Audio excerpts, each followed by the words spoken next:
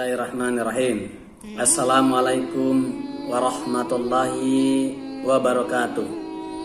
Hamdan wa syukranillahi mubarakan fi.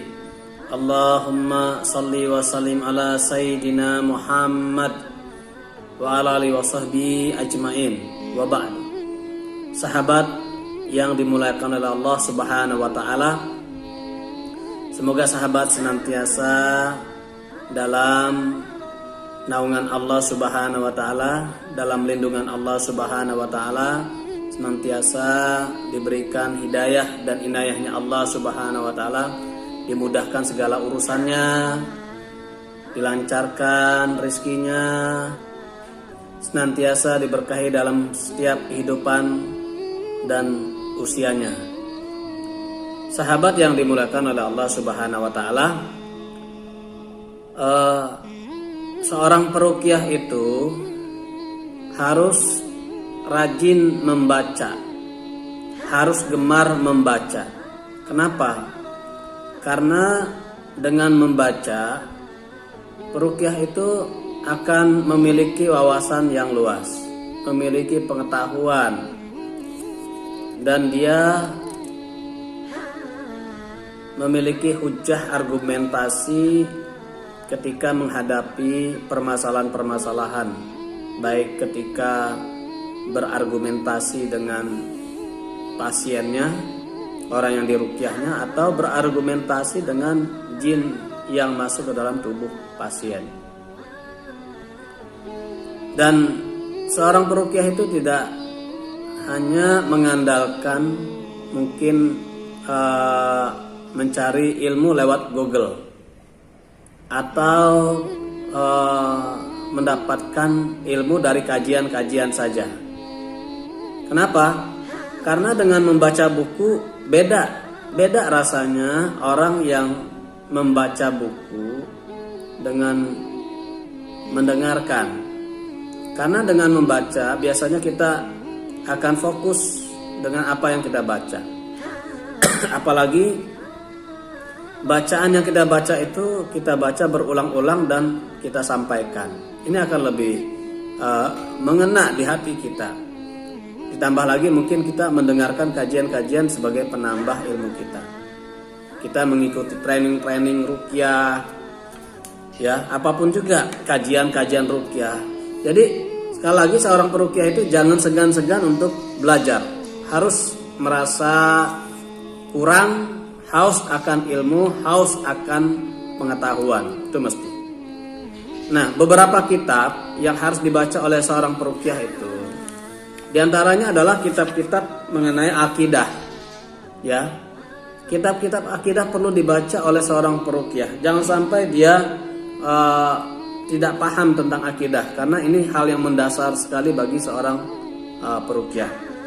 Di antara kitab-kitab yang menjadi rujukan bagi kita adalah kitab Ma'arid al-Qabul karya Ibnu Hakami.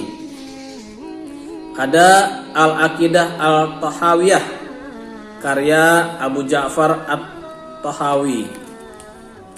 Ada kitab At-Tauhid karya Syekh Muhammad Ibnu Abdul Wahhab. Ada kitab Syarah Kitab At-Tauhid karya Syekh Abdurrahman Ibnul Hasan al-Ashey, atau karya Syekh Ibnu Utsaimin, yaitu kitab Al-Qaul Al-Mufid. Kemudian seorang peruqyah itu harus sering-sering membaca buku tentang jin.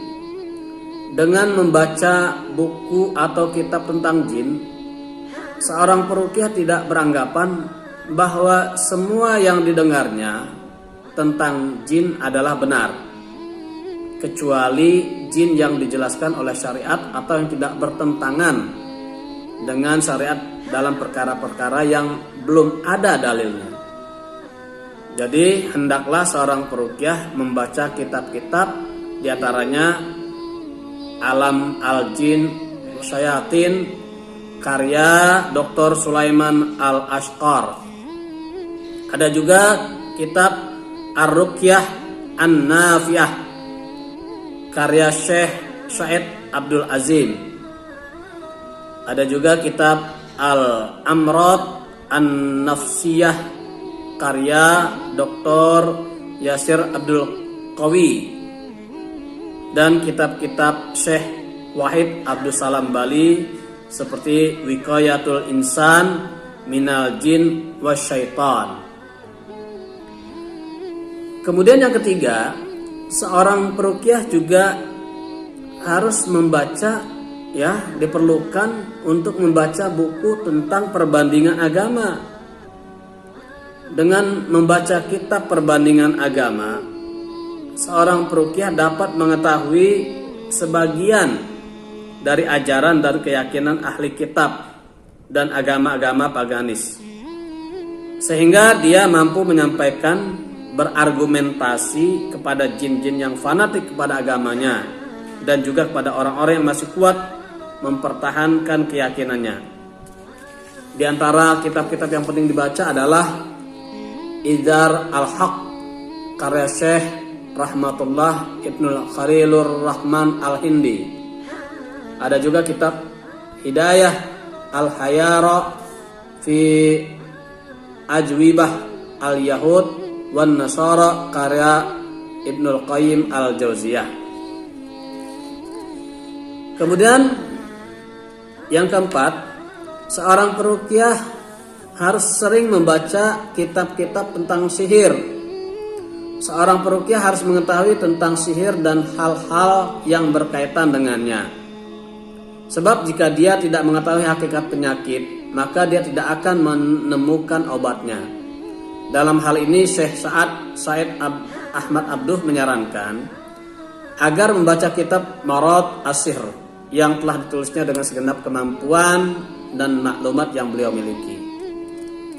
Kemudian seorang peruqyah juga harus membaca yang kelima, ilmu-ilmu Al-Quran. Ilmu-ilmu Al-Quran itu meliputi bacaan seperti ilmu tajwid, hafalan, dan tafsir Al-Quran. Semua ilmu itu akan membantu peruqyah dalam menjalani tugasnya menterapi pasien. Kemudian yang keenam, ilmu takbir mimpi.